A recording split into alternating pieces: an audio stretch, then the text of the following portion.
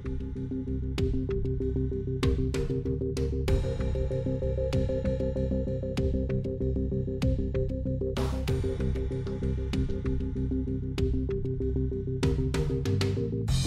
folks, welcome back to our Dice Tower preview. I'm Mark, and today we're taking a look at Head for Glory. Head for Glory is brought to you by Glassdatch. It is for 3 to 4 players, ages 14 and up, and games range anywhere from 60 to 120 minutes. The Emperor is dead. The Sacred Fire of Vesta has been put out. The Imperial Conclave will decide over who will rule the Empire. The Conclave is a ritual combat ceremony where the next Caesar is determined. Rome's most loyal fighters, the Praetorian Guard, are allowed to fight for the throne. Before entering the conclave, the Praetorian has to abandon his old self and sever from it by being decapitated. The Praetorian enters the conclave headless and in a state of complete receptiveness, which enables him to choose a new head. Head for Glory lets you enter an alternate reality of ancient Rome, where headless warriors fight for the right to rule the empire. Trained in armored combat, the Praetorians have to prove their fighting capabilities while wielding either sword or spear, wearing thick armor or using swiftness to their advantage. If one fighter is to achieve a superior strategy in combat, he will be able to take Caesar's head. Whoever can defend the Emperor's head for long enough has to rekindle the fire of Vesta to finish the ceremony. The seal to the doors of the temple will be broken, and the superior fighter may leave the conclave bearing Caesar's head to henceforth rule the empire. So first you'll set up the main board, and it's very straightforward. There's all these barricades. You're going to be placing tokens out on the board for those barricades. And in a 3-player game, there's one spot that you won't cover, but in 4 you'll cover all those spots. You'll set up the round tracker, and you'll set up the stairs to the Fire of Vesta, placing all your players' tokens on the first spot and Caesar's head on the second.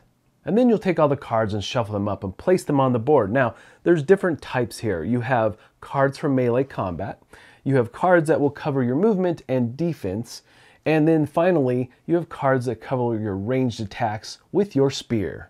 Everyone gets their own player board in this game where you'll be tracking your character's stats. Now, the thing about these boards in this video is these are the upgraded double layered boards, and they're really cool. It is a stretch goal in the campaign, so keep that in mind. Again, everything you're seeing here is in prototype form. So you're going to receive your board, and then you're going to take these cubes that track your stats, and you're going to place them in the spots that are 0 value.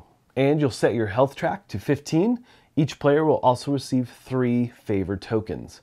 Also 3 starting cards that you can use throughout the game. Now, you're also going to choose a head for your character. All these heads are very different, and they all have different abilities, but you cannot select Caesar as your starting head. You have to earn that one. Now you might be wondering, what is the track above your character's portrait on your player board? Well, there's 3 spots here, and they're red, and you're going to be putting red dice there. Every time you enter into melee combat, you're going to be charging up your rage. And you can accumulate dice here and save them to use in later battles, but you can pull them at any time to roll with your main dice. And these rage dice will aid you when you do attacks. Now on the main board, you'll notice there's spots with icons. These icons directly relate to your stats and abilities. So these are called fountains of favor.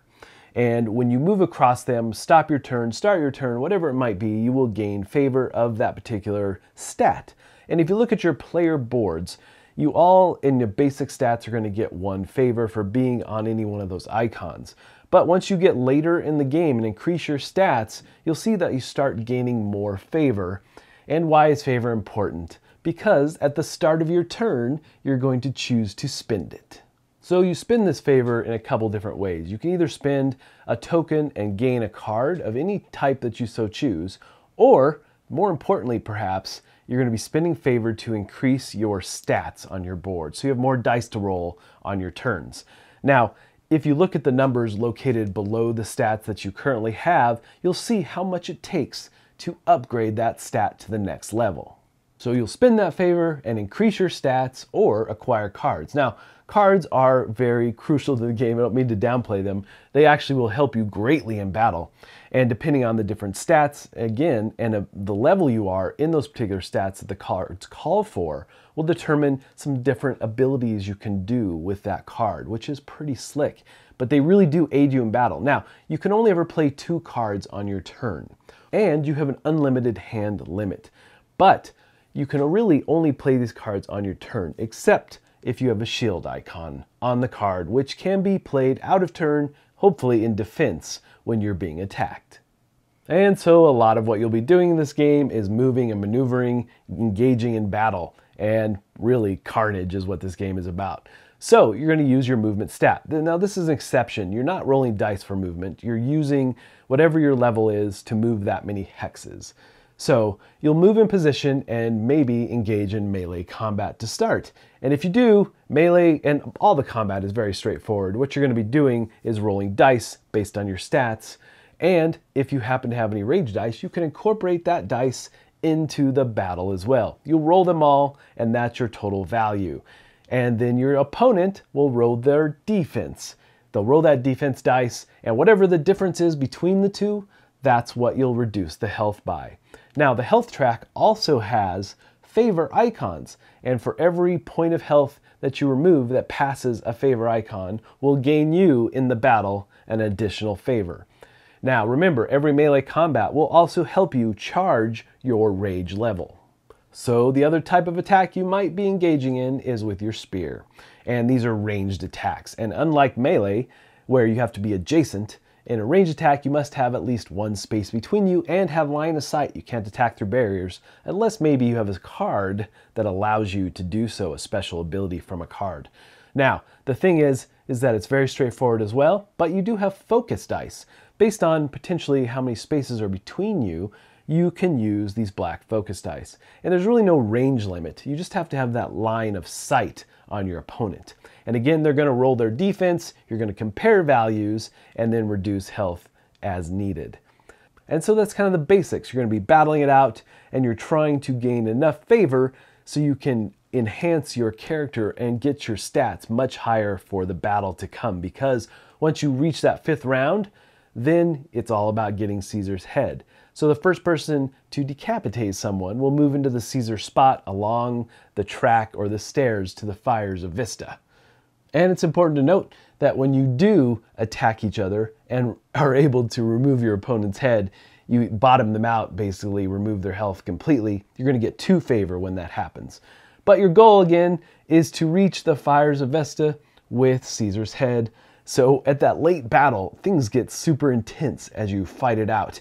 And again, you're really, until that point, you're really trying to enhance your stats and just get bigger and better. So yes, you can be decapitated through the game and you'll have to get a new head as you progress throughout.